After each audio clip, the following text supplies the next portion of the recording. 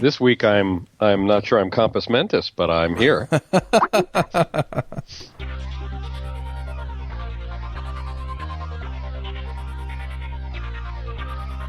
This episode is sponsored by Hired.com. Every week on Hired, they run an auction where over 1,000 tech companies in San Francisco, New York, and LA bid on JavaScript developers, providing them with the salary and equity up front. The average JavaScript developer gets an average of 5 to 15 introductory offers and an average salary of over $130,000 a year. Users can either accept an offer and go right into interviewing with the company or deny them without any continuing obligations. It's totally free for users, and when you're hired, they also give you a $2,000 signing bonus as a thank you for using them. But if you use the Adventures in Angular link, you'll get a $4,000 bonus instead. Finally, if you're not looking for a job but know someone who is, you can refer them to Hired and get a $1,337 bonus if they accept a job. Go sign up at hired.com/adventures in Angular. Ready to master Angular? Oasis Digital offers Angular Bootcamp, a 3-day in-person workshop class for individuals or teams. Bring us to your site or send developers to our classes in St. Louis or San Francisco, angularbootcamp.com. This episode is sponsored by Widmo5, a brand new generation of JavaScript controls. A pretty amazing line of HTML5 and JavaScript products for enterprise application development in that Widmo5 leverages ECMAScript 5 and each control ships with AngularJS directives. Check out the faster, lighter, and more mobile Widmo 5. This episode is sponsored by DigitalOcean. DigitalOcean is the provider I use to host all of my creations. All the shows are hosted there, along with any other projects I come up with. Their user interface is simple and easy to use, their support is excellent, and their VPSs are backed on solid-state drives and are fast and responsive. Check them out at DigitalOcean.com. If you use the code AngularAdventures, you'll get a $10 credit. Hey everybody, and welcome to episode 56 of the Adventures in Angular show. This week on our panel we have Ward Bell. Hello, hello. Lucas Rubelkey. Hello, hello. I'm Charles Max Wood from DevChat.tv. I have a real quick announcement. Angular Remote Conf.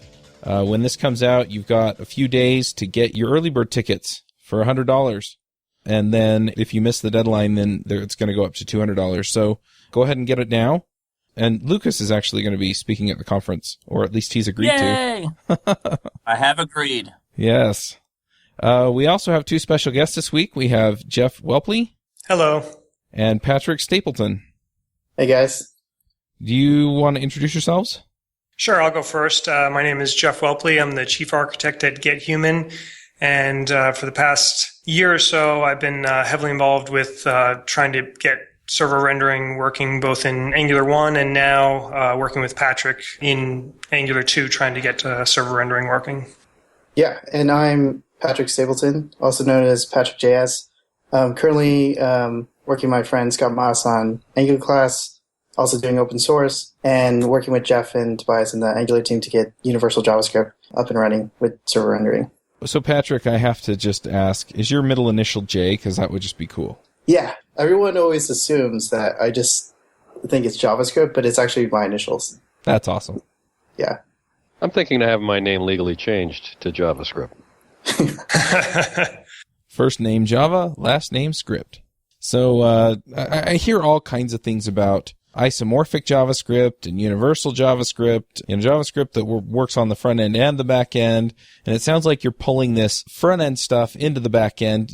Do you want to kind of talk about some of the advantages you see to doing this server rendering and how it simplifies our lives?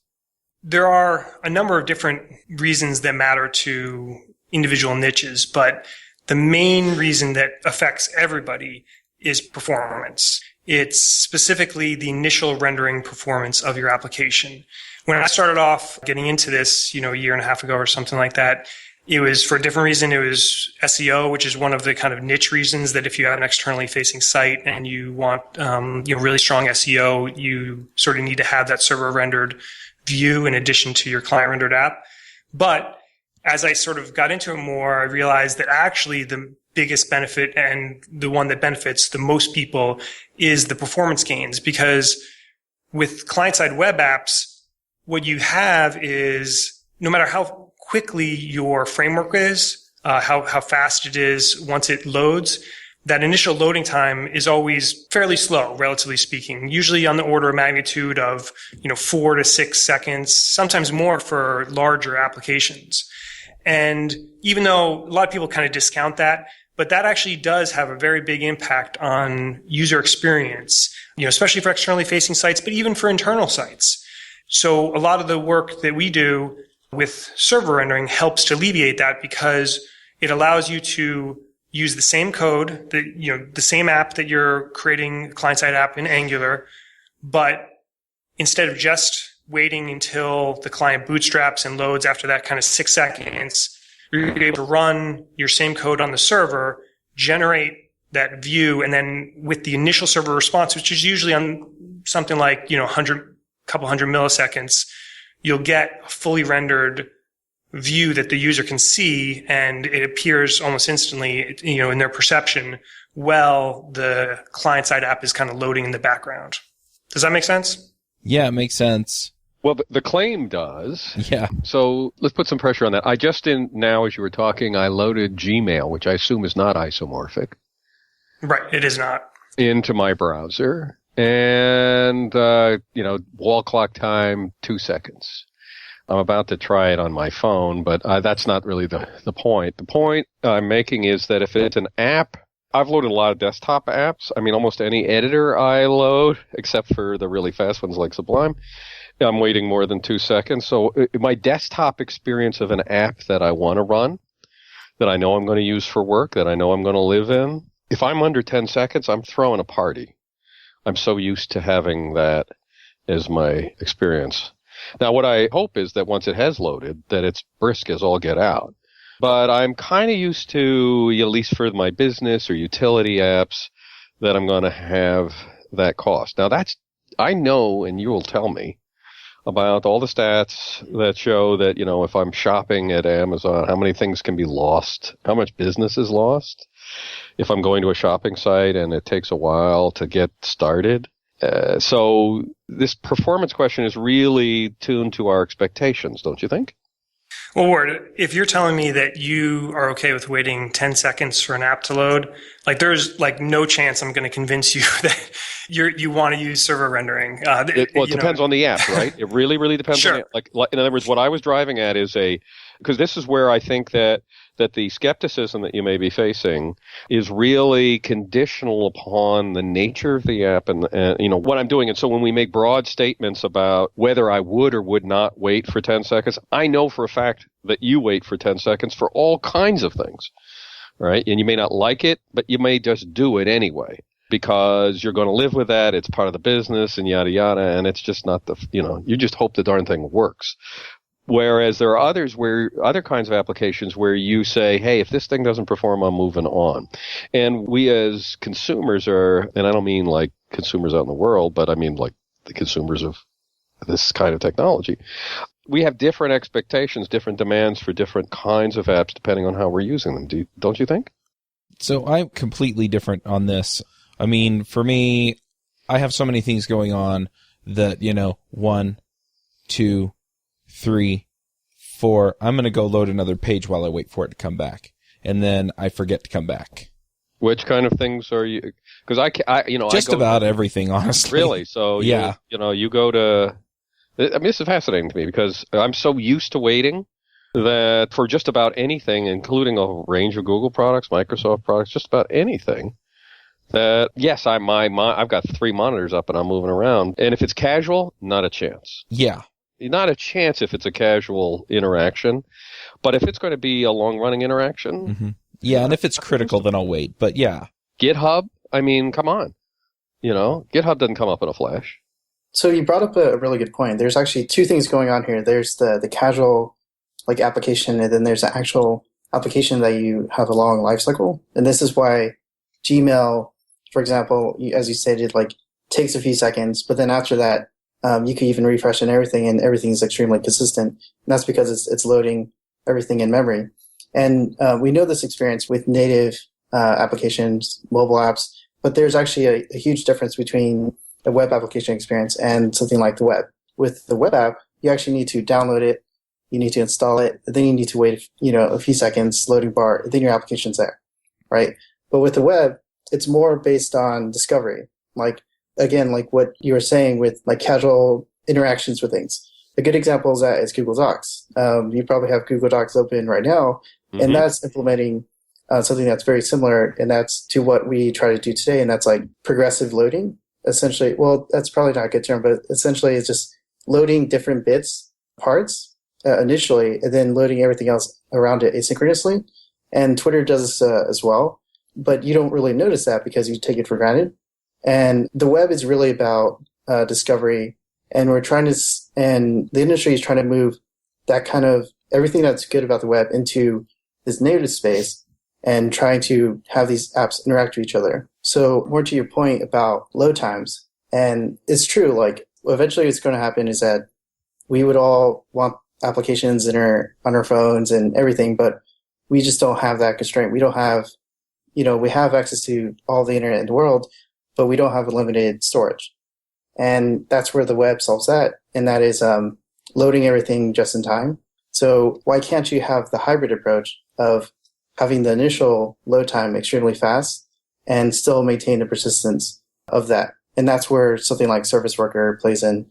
So it's really just a progression of how application development happens. For example, if you booted your computer, wouldn't it be nice if you just press the power button and then everything's kind of there? That's essentially what we're reaching. We're trying to make web development influence everything else by bringing this concept to other ways of developing applications. I'll add one more thing to what he's saying, which is that, yeah, sure, for certain applications where the user doesn't know the app or it's kind of this discovery thing that they're just entering for the first time, there's a huge benefit there, and that's where kind of the primary use case, I guess. But I think it would be hard to argue in any use case that like an app that loads fast is not fundamentally better than an app that loads slowly. I think the thing you're touching on, though, is a sort of unspoken thing, is that the reason why you're okay with the apps that load slowly is because there's so much effort that's needed just for that load time, making it faster. And it's not really worth it because you don't get that much benefit for certain use cases, like the ones that you're talking about where, like Gmail, that you are your expectations are kind of already set.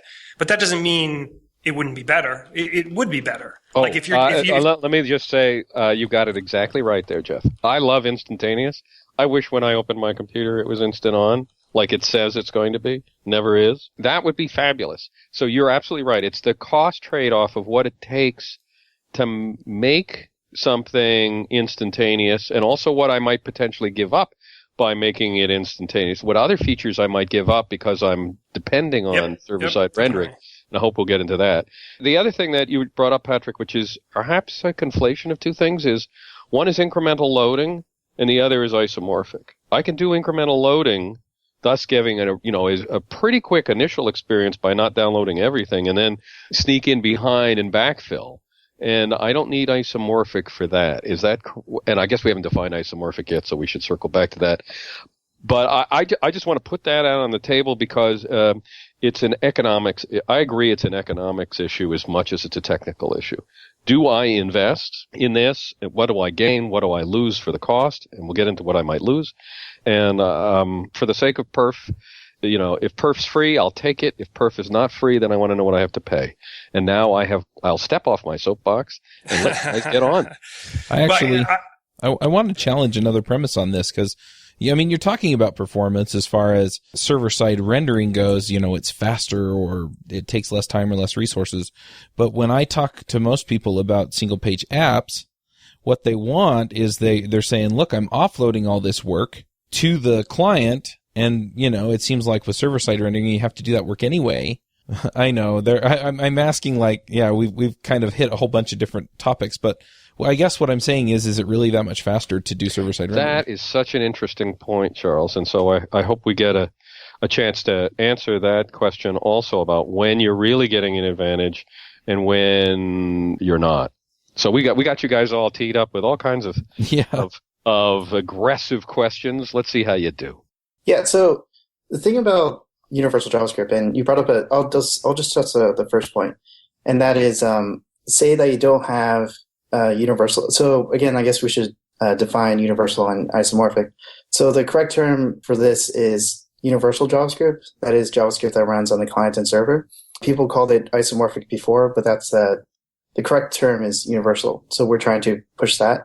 And with What makes lazy load, I never loved isomorphic, but what makes universal better? Because Microsoft has their universal too, and it's like, oh God, who's not universal? I want to be galactic. Universal is more universal. Ah, that's true. Yeah, it's more universal. To be honest, there's no good reason. It's just a name is a name, and I think this is just one that people seem to like more. So why not? Okay, all right. Yeah. So let me get back to the point. So you said that why can't I just structure my app to lazy load rather than having everything run in both environments? Now, the problem here that we're really solving is an environment problem. And that is having your application run in multiple environments, right? And why can't you configure your application on the server or on the statically configure it and say, I want these components over here to load synchronously, and I want everything else over here to load asynchronously. When I hit this portion of the page, this portion of the page, this portion of the page. Now, we do this manually in Angular and Angular 1. We do the exact same technique for React, and that is injecting these like promises everywhere, and everything's kind of really tightly coupled to the framework. But wouldn't it be nice to have a way to declaratively say, I want these things to be asynchronous for this, this, this, and declaratively configure how you want your application to load. And without changing anything of your application, and just have that there. Now, the only way to actually reach that goal is have full control over these environments. Now, the benefit of universal JavaScript is that we could take advantage of a lot of control on the server, and we could, because we don't have a lot of the browser constraints, like amount of scripts, load times, etc. Because on the server, you just boot it up, and then when it's done, it starts serving people. And you can leverage caching. Yeah, and you can leverage a lot of caching. That's essentially where we're trying to get at, is that we're providing a better experience. So maybe this is a little bit of... I'm going to stop you guys because I'm still a little bit lost. Yeah. So, maybe I can try and restate what you're saying, and then you can tell me what I'm missing. So, first of all, what you're trying to tell me is that I have more control on the server side than on the client side, and fewer constraints because I'm not working in the browser, and so that makes it better somehow than running it in the browser? Yeah, I lost that one too, because I could put all of the stuff on a CDN, right? I don't lose any caching there. The only thing I'm not getting is the initial data that might flood into the... Well, let me frame things in kind of the near term and the long term. So what Patrick was sort of starting to get into was sort of the long term, where in an ideal world, it would be great if you can pick and choose which pieces are server loaded, where you want to leverage caching on the server versus lazy loaded on the client. And basically on a case by case basis for your particular, whatever your app is doing, you can do the best of both worlds and have it kind of optimally, load, because it's great to have like all those options available. Now, what I'd say for the short term though, is this is where actually two of the things that Ward brought up kind of come into effect, both cost and, speaking about lazy loading. So I agree that actually the concept of lazy loading is great, that having the client just download what is specifically needed for that one request, and then everything else downloads in the background, right? And when you do that, the initial load is actually really fast. But the problem is that it is extremely difficult to do that from a framework perspective. There is no framework out there where you can just not just write your code and allow the framework to handle all of the lazy loading for you. No question. Because it's so particular to what you are doing. Now you can set up your own custom solution to do that, but the framework's not going to be able to do that for you today. Absolutely. The way in which you get how to decide, how to sort of like sneakily decide what should be loaded while they're looking at this other thing because you're anticipating they're going there, what should be in each sort of container that represents what you're doing asynchronous download. All that stuff is like wacky hard. And if somebody had a great solution for that, we'd like it, I think. Here's where the cost comes in. That the value proposition and the big one for the short term with server rendering is specifically with, our 2 solution, because we're trying to make cost practically nothing. That I implemented my own server rendering for Angular 1 that I've actually spoken on in a previous show about, And the cost is still pretty high. Like it's valuable because I need it for SEO reasons, that type of thing, but I wouldn't recommend it to anyone else, to be quite honest, because the cost was high. But with what we're trying to build in Angular 2, the cost is going to be extremely low so that you almost get it for free. And that's where it is valuable, where you have something that is better fundamentally. And if you're going to get it for free, why not? Yeah, free is always good, or at least it seems good. I'll hold off my question about, offline scenarios until later. So you're saying that there's going to be a way to, without my having to do too much, sort of just a little declaration here and there, I'm going to be able to have something figure out what I need, what needs to be loaded when?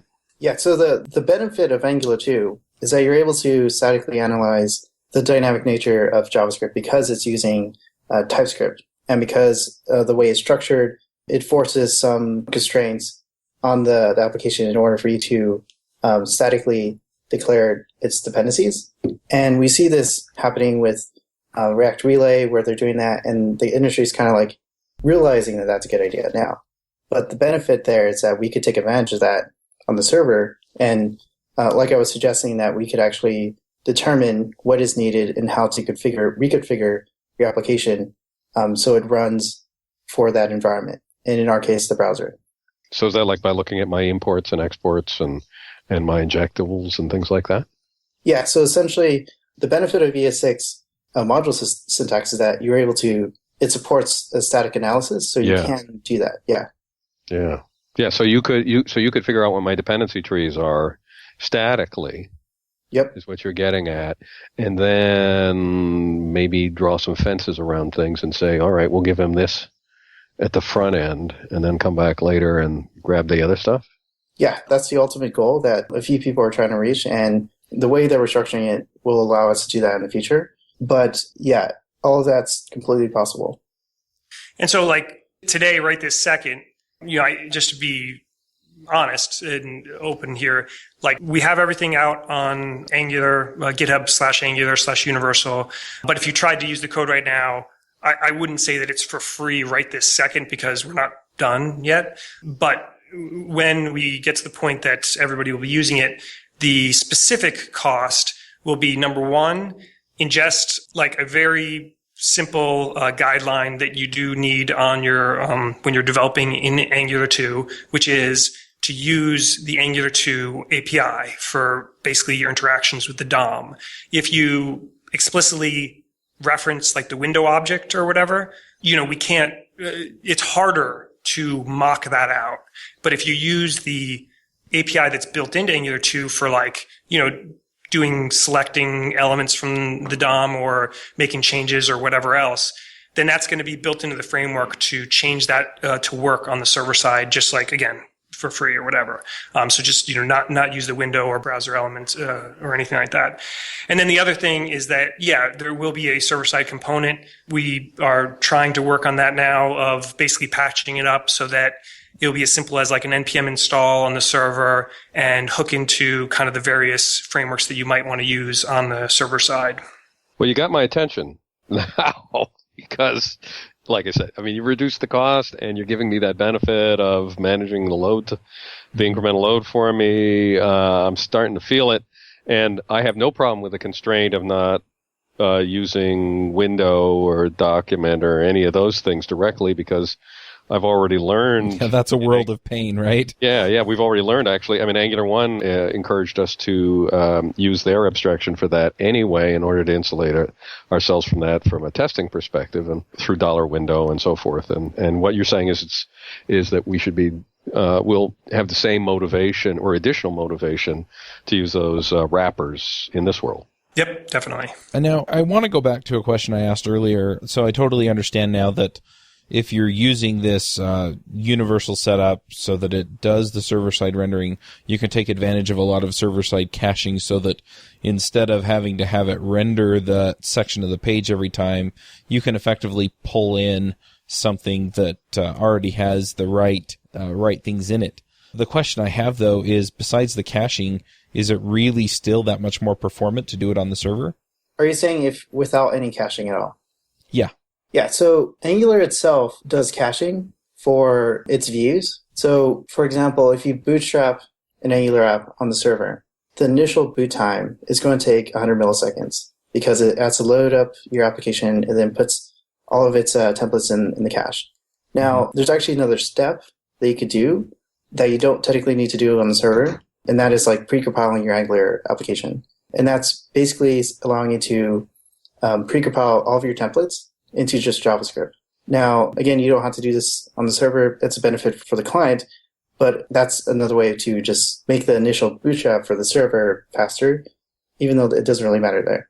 But by the way, we should call that out as one of the things that's recommended for turning your Angular 1 app into a production-ready app is push all those, you definitely want to bundle up all of your little HTML templates into one JavaScript file like that and use that. Just, hey, people out there, learn that trick.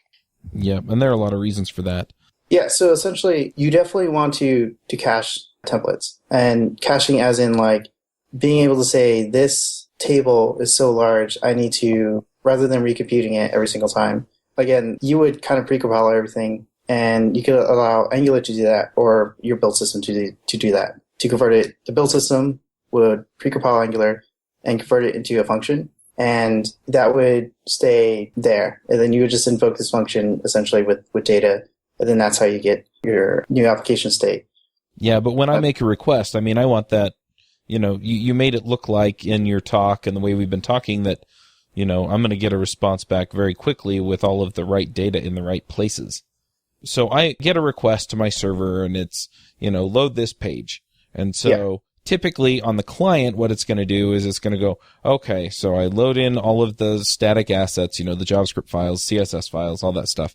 And then after it runs all that, then it has to run the JavaScript and bootstrap all the data in, probably has to make some calls to the server to get the data back. And I'm wondering, so that takes time, that's your 3 to 7 or 10 seconds or whatever you said on the client. And you're talking like on the server, you can do that in like under a second. So is a question about... So how do you do that? Is it just caching, or is it the fact that you don't have to do end runs to get data? Or is there more to it? Is there some more performant way of rendering that you're using that doesn't involve the DOM? There's kind of two questions here. One is rendering the application, and then the other one's rendering the application with data. Is that correct? Okay. Yeah. So I'll start with rendering the application in general. So you bootstrap your application, and let's just talk about this in terms of the client. So you bootstrap your application, and your components has all these templates, and then it makes a request to the server, it grabs all these templates, and then it kind of injects all the data inside of it, and everything kind of works. Now, in Rails, let's step back a little bit, I guess. In Rails, in order to increase performance, you would do some like document fragment caching. Mm-hmm. So it's practically the same thing, where you would say, this portion of the document, I'm going to cache that, and then, kind of piece everything together, right?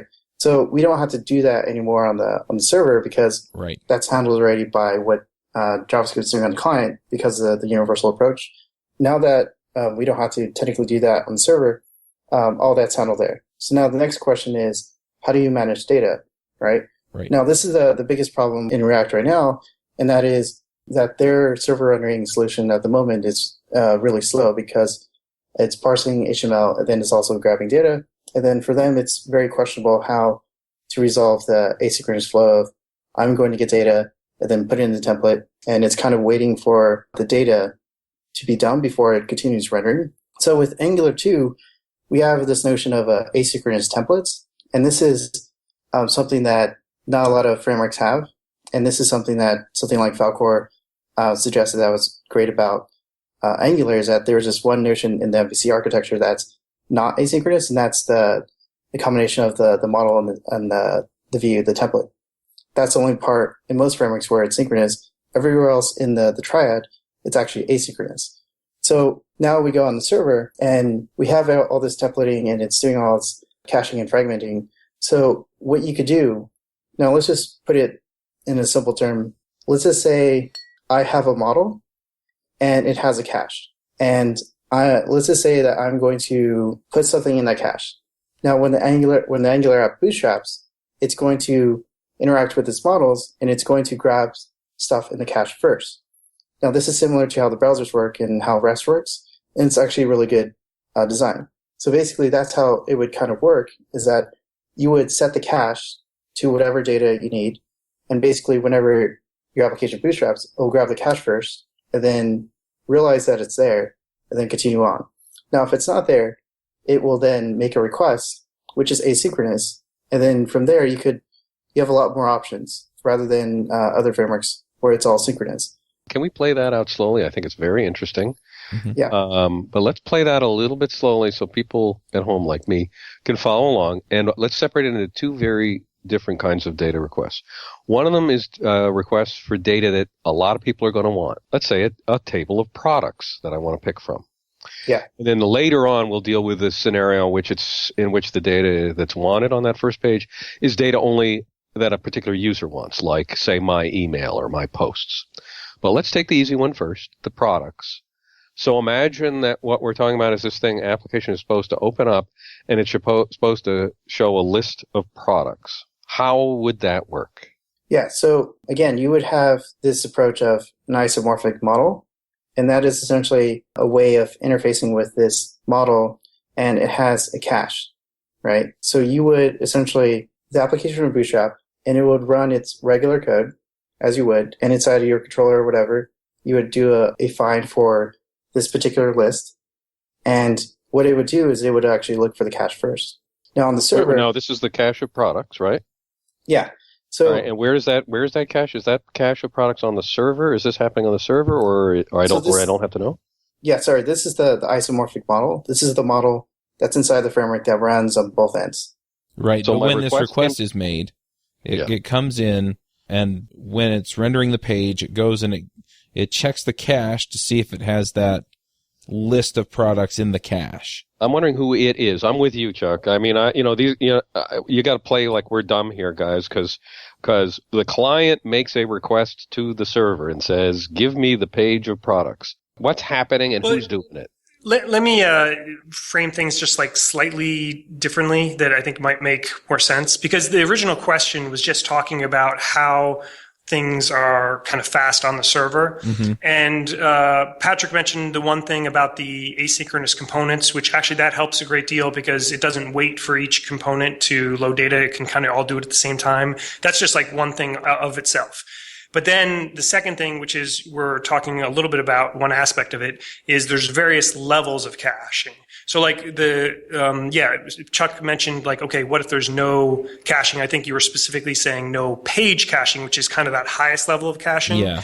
But there's always like, when you go down the stack, there's like caching at like many different levels down the stack. And data caching is the one thing that Patrick was just talking about, right, which is a possibility of using where you're both server side and client side are using some sort of shared model. But one of the great things about, Angular 2 is how even, at a lower level, like even before you get to the data, and we did talk a little bit about the templates, but the way I like to think about it is if you just think about a component, like you define a component in Angular 2, that component, when it's running, let's say, forget about the server for a second, when it's running in your client, that component is like a object, like it's an object in memory, right? That represents that component. And the instantiation of that component can occur many different times on the page. So they share the same, it's called a proto view, which is the sort of the object in memory that allows you to like take data and slap it into that component to show the instantiated view for that thing. And on the server side, the one additional benefit you get is that you not only get to share those proto views, like if you have like a list on the client side, you would share your proto views for each item. It would be the same exact thing in memory, just like applied in different instances, but which is one of these Angular 2 optimizations. But on the server, you get an additional benefit because you can reuse those proto views among different users. Right. Yes, exactly. Okay. So I think I'm kind of seeing where this is going. So you kind of have this shared cache at different levels, like you said, that you can take advantage of across multiple requests from multiple users or clients or whatever you want to call them. And so you get that benefit. And the other thing is that you don't have the network latency to make any requests to get data. If there's a cache miss, essentially, you can just work that out on the server. I can definitely see where you'd get some performance gains from this.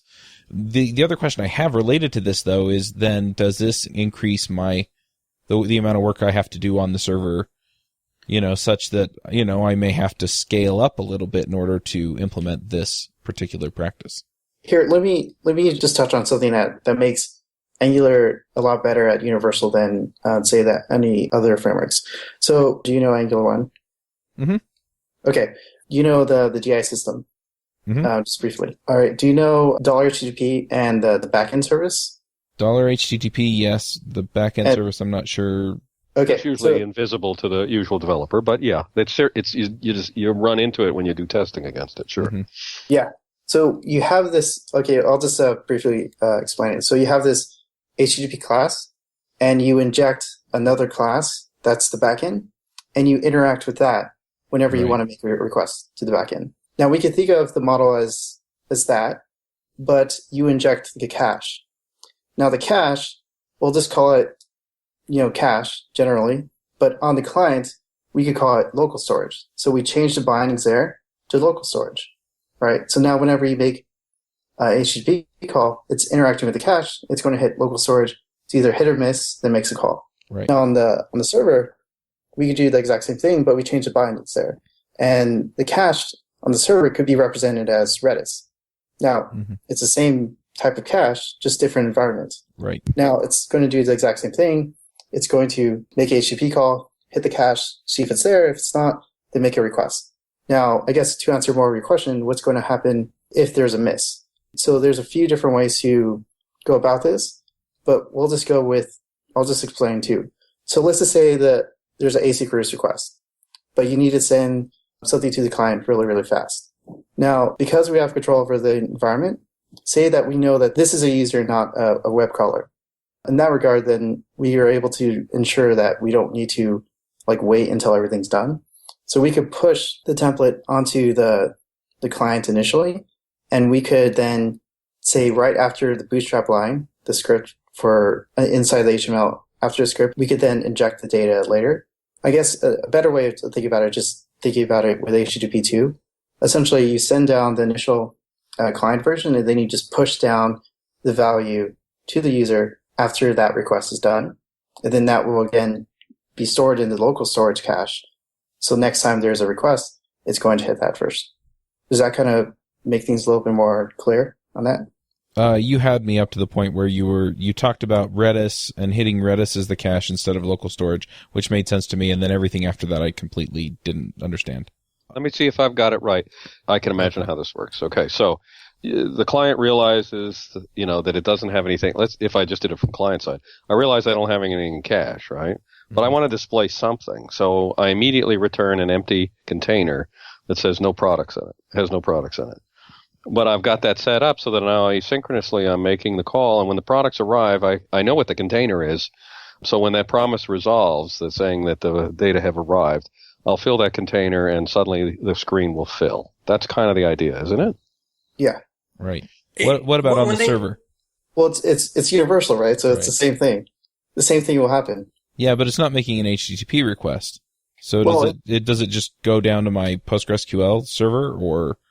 Yeah, so I think the problem here is not thinking about the network layer. Right. If you just ignore the network layer and just assume stuff kind of works like that, then you kind of could see all the components moving around. But replace HTTP call with a function call to the database. Right. Right. And then that's a long-running task. Mm-hmm. The baseline for data in a universal app with Angular 2 is that right out of the box, that you don't do any other optimizations, is that you will actually fetch the data twice. That on the server side, because you're running the exact same thing, on the server and the client, so it'll go get the data and then the client will do it again. But it's very easy to that's the no cost, kind of just right out of the box, get it going. But it's very easy to take some additional steps then and start adding small optimizations so that you start sharing data and you start okay, we already made this call once, let's kind of pass state down. And so we are going to be adding stuff into the solution that allows for those advanced users who want to configure things for those different use cases to do stuff like that as well. Yeah. So the other question I was trying to ask was, if I'm doing server-side rendering, does that increase the load on my server? Yeah, and it definitely does. I mean, when you could serve up a client-side app just from like a CDN, right? So like clearly, if you are going to be creating, an actual app on the server side, it's going to have load. But it doesn't have to be that great. I mean, obviously, Chuck, you know very well from the many different Rails sites that you created that if you can use, depending on the app, I guess, most of the ones that I've looked at, you can use like edge caching and that type of thing on the server side so that the load isn't too bad. But it's definitely going to be more than just a straight client-side app. Yeah, you can definitely use intelligent use of caching and load balancing and caching in the load balancer and a million other different things. Right. Optimize your database so that it's caching and doing other intelligent things so that, you don't have to do nearly as much work to give out the same data multiple times. But also remember that Twitter is a good example of this. They were initially all server rendered, Ruby and Rails. Mm-hmm. Then they switched to the client, all client rendered. Then they ran into a lot of problems. But then they switched to this hybrid approach. And this is the approach that we're kind of proposing. Yep. And that is saying that the initial load, you get everything, right? And you get it in a very snappy experience. Now, if you tack on something like Service Worker, then you interact with Service Worker rather than hitting the server every single time. And the Service Worker will basically allow you to maintain your assets on the client. And that's kind of the world that we want to get to. Can I stop you? What is Service Worker? Yeah, sorry. So Service Worker is a way to manage your resources on the client. So it's basically allowing like native web application features for web applications. Like, if you could. Well, I was going to say, I should explain at this point, just for like simplicity's sake, that Patrick loves to he's the thinker in our group. Like he tries out like a million different things, and like Service Worker is definitely going to help with some stuff here, but that isn't a vital part of the kind of out of the box solution. So like there's all sorts of different variations and like cool like add-ons to like in order to create like a full stack app with Angular 2 and like really awesome optimizations for like advanced users and that type of thing. But most people who use this won't even have to care about that at all. So it just to kind of distinguish between you, like if you're using this, you don't have to like think about like, the data caching and like the Service Worker and like everything else. Like you just have to like do a simple install and like have the baseline working. But if you do really care about kind of those like really fine-tuned stuff, like there's going to be a lot of additional stuff that will be available. Oh, gotcha. And I like the idea that, for the most part, it's install this, set it up, make sure that the basic case works. It can talk to the database and talk to the cache and whatever, and then it's ready to go. Definitely. So the other question I have, you've talked about in your talk, and we'll put a link to the talk in the show notes, but you talked about how, so on the back end, you've got it hooked up so that you can run it on like Express and Happy and a couple of others. Are there just bindings that hook into those frameworks to make this work? Or is there more to it than that? Patrick, I'll let you talk about the details, but just at a high level, I wanted to explain that our primary use case is JavaScript backends that like, any sort of framework or whatever. And we're building kind of adapters, for each of the popular frameworks, Express and Happy or whatever. But, I'll let Patrick get into the details, but we eventually want to, and this will be down the road, but eventually allow non-JavaScript backends to also, participate. Yeah, so what we're doing is we're just making a baseline experience for everyone in every framework. And that's allowing you to buy into this like universal world in any stage you want.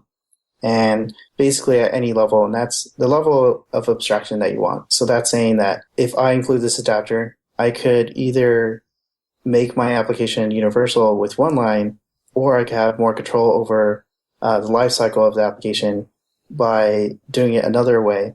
But that involves more lines of code and understanding how everything works.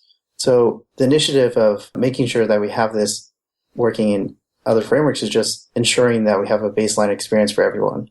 So that way they could say, because that's the thing that we found out about server-side rendering is that everyone has a different backend. Like not everyone has JavaScript and everything. And that's why we're also trying to do another initiative of rendering Angular 2 in other languages. Right, but essentially then what it is it's you install maybe an NPM package that's Angular Universal Express, and then you include it somewhere in your application, you include the module, and then what it does from there is it just sets up the binding so that when the request is made, it does all the right things, and it uses the mechanisms that Express already exposes to get the data and, interface with the cache and all of the other things that we've already been talking about. And then if you want more control, then there's some API that you can grab onto within that module to actually give it a little bit more nuanced behavior. Yep, that's correct. I think we're still working on the specific API, but what we've kind of discussed at a high level is something along the lines that, like, if you just do like a simple, include with like no configuration options, then it would basically take over, routing as well. They would just route all requests. Would assume that you're just doing everything to Angular, to like the server-side version of Angular to handle it. But, obviously you could get more fine-tuned from there. If you want to only route certain requests, if you want to really like just pick and choose like certain routes that get rendered with Angular on the server, whatever, we'll have the ability to configure it kind of at a more granular level as well. So I'm confused about so many things, but let me ask you this one. I understand, or at least I think I understand, that when you're talking about is helping build a caching abstraction for various server technologies, such that the request comes in and you can, rather easily figure out whether you got the data or whether you should go off someplace else. Okay, I got that idea. But we keep talking about rendering Angular, which suggests to me, and I'll go back to my product example, that if I was asking for a page with product on it, if you were rendering that on the server, then I would expect something to flow over the wire that would have product data in the table. Let's suppose it was a list or a table of products. And, when it arrived, it would somehow have something that would be the data itself in the page. Or what's the rendering doing for me? How is it rendering on the server and I'm not re-rendering in some fashion on the client? Help me out. Well, it will, by default, both the client and the server will pull the data and will render the page. But the difference between like a re-render where you just like kind of blow everything away, that's where pre-boot comes in, where we built a library called pre-boot that bridges the gap that you have a server-side view, and right from the moment that the server-side view is loaded in your browser, for those 5 seconds or 6 seconds while the client side is downloading, the pre-boot library is just a small piece of inline JavaScript which records all events on the page. It basically captures everything that's occurring on the page for those 5 or 6 seconds until Angular is live. And then once Angular is live, it replays all those events to Angular so that Angular can actually take actions on that. And the reason why it's important with this setup is because it allows Angular, if by default you do the default behavior of just kind of re-rendering everything, it won't blow away what's there because pre-boot will transfer over all of the state of what the server-side view put on the page and make sure that it's there in the client side. So if you, for example, put your mouse into a text box and start typing something, click a button, whatever, it will seamlessly kind of be handled by Angular once it's ready. So basically you get a fully formed page, and then as Angular loads up, then it basically repopulates all that stuff. And if nothing's done, then it's probably going to repopulate it with the same data, and it'll be mostly transparent to the user. But if something, they click on something or interact with the page in some way, then it records those events, and then once everything's been played in, then it'll replay those events. Right. So I have another question, and that is, since I mostly don't write my backends in JavaScript, can I pre-render the page by essentially doing the rendering I would normally do in Rails, and then have the front end do what it would normally do to, like I just said, it would essentially re-render or plug in all that data into the same places, and it'd be mostly transparent, and then use pre-render, your pre-render JS, I think that's what it was called, Pre-boot. On my Rails apps. Pre-boot. Pre-boot, that's what it was. Can I get away with that? Yeah, so let me briefly touch There's one technique of getting JavaScript to run in different languages, and that is just like a JavaScript environment that basically just runs Node, but in that language, in another thread, and then it pipes it over. And then that's like the baseline experience. But the ideal solution is what Angular is doing already with Dart, and that is compiling the framework to another language. Now, I'm not saying you should do this, but I'm saying like Angular allows for this. Now, there's another approach, and that is writing the renderers in a different language. Now, we already see this with like native script and Angular. The idea is that like a portion of the framework is actually written in another language in order to optimize there. So there's a few techniques that you could use. Again, this would involve a lot more community effort, but essentially that would be the ideal solution. So I could write a pre-renderer in Ruby is what you're telling me. Yeah, you could write your renderer in Ruby, and you're able to, as long as it outputs everything correctly, yeah, it could actually take advantage of that. But that is something that is for further down. Any of those kind of different options for like non-JavaScript backends, we've like really purposely kind of held off on a lot of them, even though there are many people who are interested, because we want to perfect sort of the JavaScript backend and have that kind of fully working. But like Patrick is saying, it is true that there are kind of a number of different possibilities, for the future of hooking into this solution. Yeah, and it's just worth noting that like, Angular allows anyone to do this. We're not, going to be writing that at all, just because it's a lot of effort. And again, that's why I'm saying like there really needs to be a community effort to do that. And the way that we see of bootstrapping that effort is providing the minimum amount of a way of allowing people to hook into this, and that is just like our technique of rendering Angular 2 on a different backend. And you could almost think of it as the lowest level as a command line utility, where you just include your component and then it just outputs a string. Mm-hmm. Yeah, I guess what I was asking, and that'll make sense, and I like the idea of, essentially writing my views so that they're Angular enabled, and then have my, my Rails app essentially render them, and then be able to do that. But, can I just render a fully formed page without the Angular enabled stuff to put the data in, and then just have it Angular enabled on the client so that it gets the rest of the optimization, so to speak, on the front end, and use pre-boot JS there? You can definitely, from today, you will be able to use pre-boot to help out with certain aspects of that. I think that doing what you're suggesting. Yeah, I have to render it twice, two different ways, but yeah. Yeah, it just requires extra effort. Yeah. So you can definitely do it. Yeah, sorry, I was suggesting like optimizations, but yeah, you could form your template in a certain way, and so long as the structure is the same, like Angular wouldn't care and actually hook into everything correctly. Yeah, that makes sense. Our buddy Joe, who couldn't be here, had a question for you guys, and I'll just read it verbatim. He asks, does Angular 2 have a concept of a virtual DOM? And if not, how do you perform isomorphic rendering in Angular 2 without there being a virtual DOM? Now I'm going to let Patrick answer this, but let's just try to hold him back, because he might start talking for the next hour. We want the 5-minute version, Patrick. All right, so Angular and React do things quite differently. And with React, what you're doing is you're interacting with this virtual DOM, and you do a whole bunch of crazy stuff, and you change everything around. And then after all that's done, you render it. And that's the synchronous templating thing that I was mentioning. You basically do all your changes, get all your model data, and then when all that's done, you render, right? Okay, that's probably a deeper answer, but yeah, with Angular 2, we have like, I don't want to say virtual DOM, but we have like a JSON DOM, where it's just the DOM represented as JSON. You could think of it as just the virtual DOM without any of the diffing. And that's because Angular's renderer has a different method of doing that. So on the server, we're just interacting with JSON DOM. And you can just think of it as just JSON. And we're just making changes to that. It's similar, but the rendering approach is different. Is that like a representation in JSON of a visual tree or something like that? Yeah. Okay, so it's not trying to be HTML, but it's trying to be a representation of something that can then subsequently be translated into HTML. Yeah. Mm-hmm.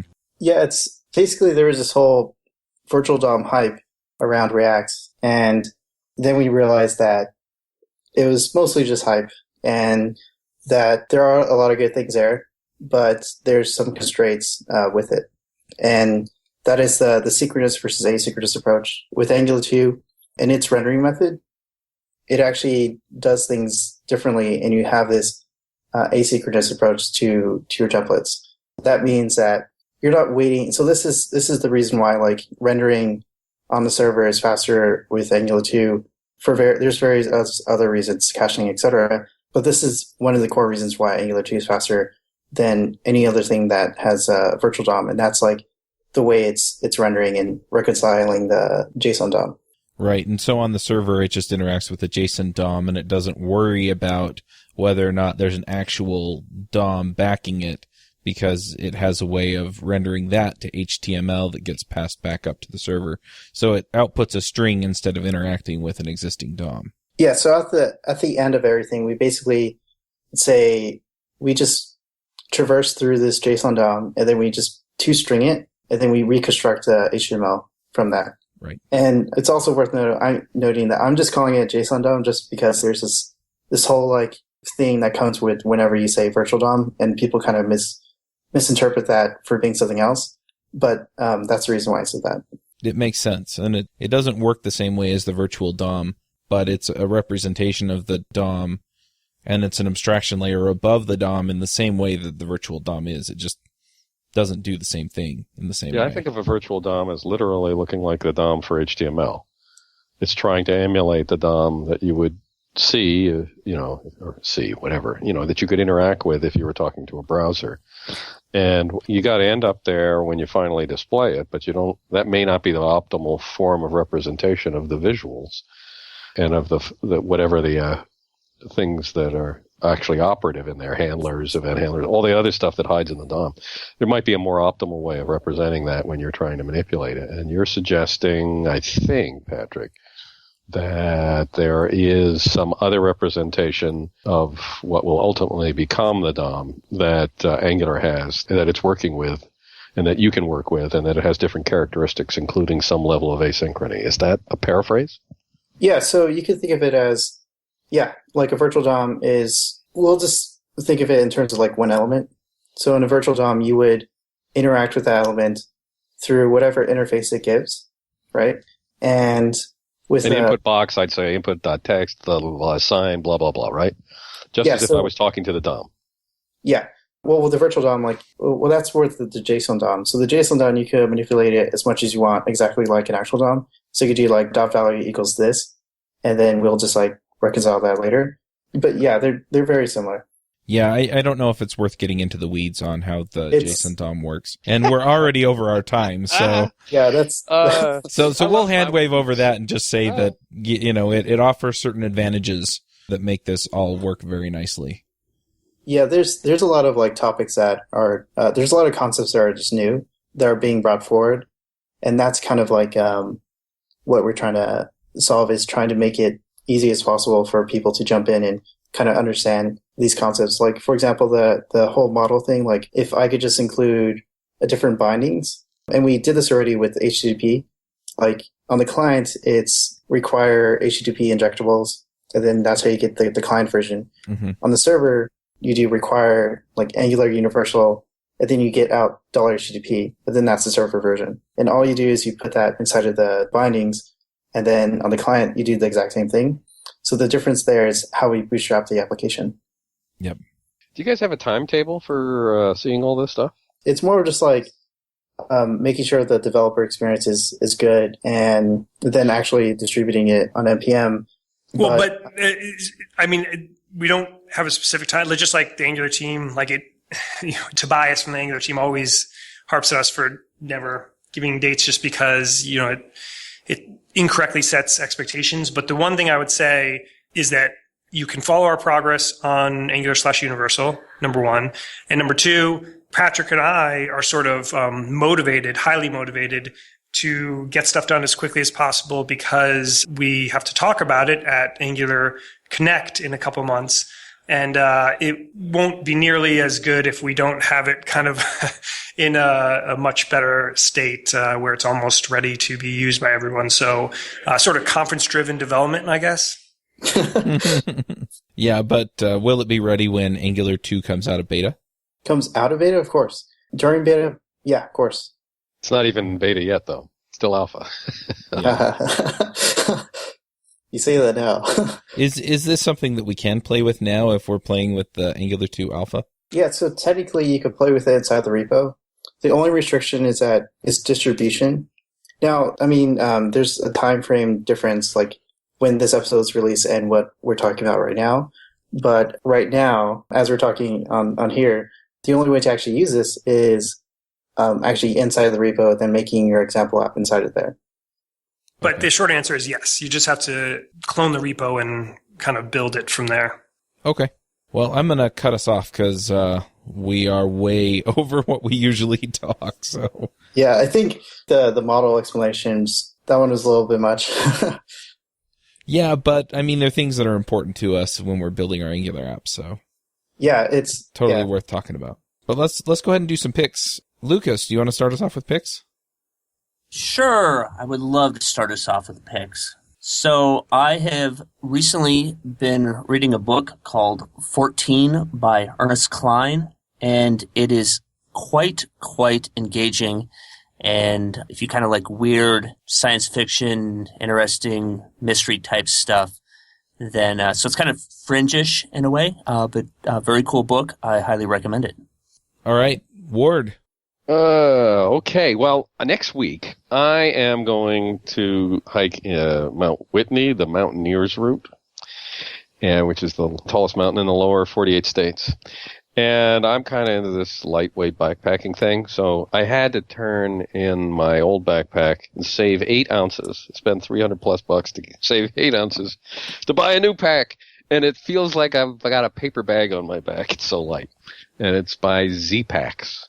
But it's kind of fun, this whole ultralight backpacking thing, and so I'll tell you more about it someday. But anyway, here comes Whitney, and here comes my Z-Pack 22-ounce pack. Isn't a Z-Pack also like antibiotics or something? Wow, that's an interesting thought. I hope I don't catch anything up there.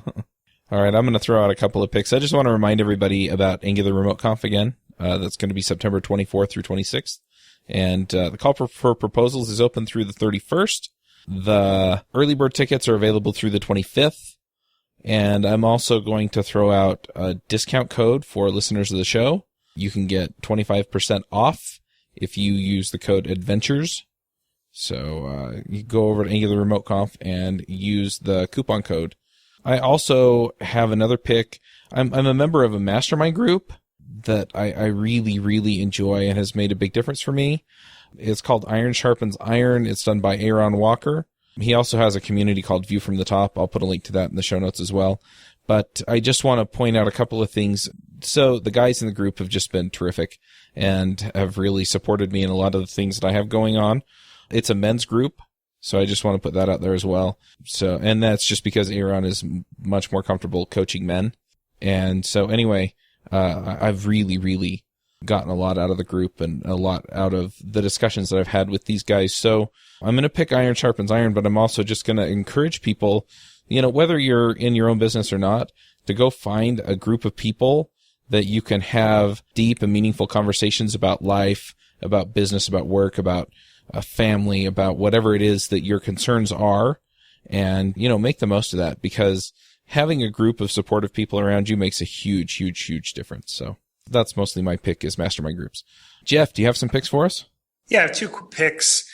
First is 2 years ago, Lucas was actually working with me at Get Human to create the initial version, prototype and version of an Angular-based version of GetHuman.com.